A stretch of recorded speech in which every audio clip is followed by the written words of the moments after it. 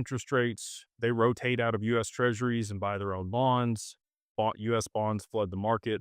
We have the stablecoin bill passed here in the US. So we have banks and institutions that will soak up those treasuries as they flow onto the market because the demand here for issuing stablecoins will be high. It's around $2.3 trillion total globally. That is, foreign debt held outside the US treasuries that will flow back here. And guess what the amount of, estimated demand for stablecoins is? $2.3 trillion, exactly the same. So that'll be shored up. It'll shore up the bond market. But with the reverse carry trade unwinding at scale, you're going to see a haircut across markets. Anything risk on, risk off, it's not going to matter where your money is. There's going to be a repricing. So gold, again, I'm going to be unpopular. Same thing with silver.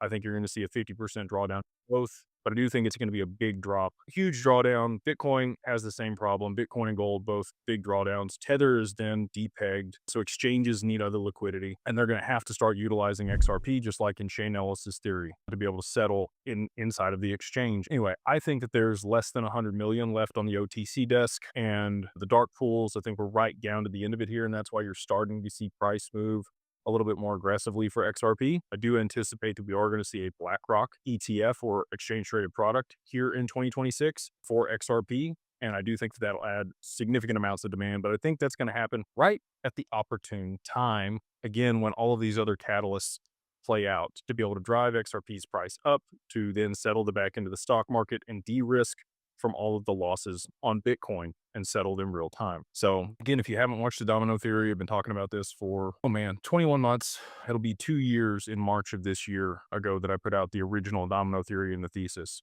So if you haven't, check it out on the channel.